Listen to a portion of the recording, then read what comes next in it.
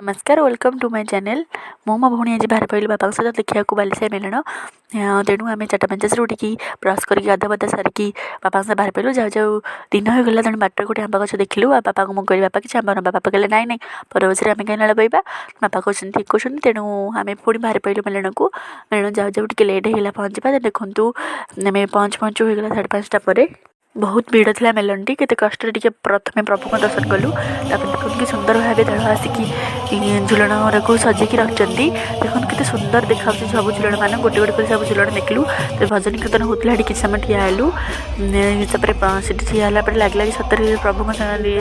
भक्ति लीन हो गलु पुणी देखिलु कि सुंदर भाव सब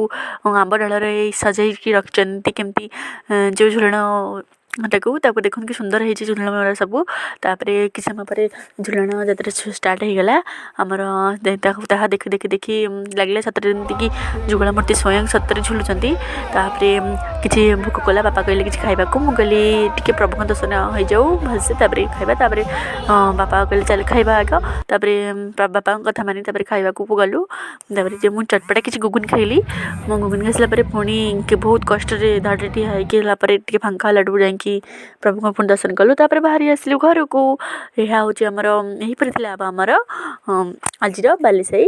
मेलन यह काली आम टे जल्दी आसू यह आम पाख गाँव थाए गाँ पाखे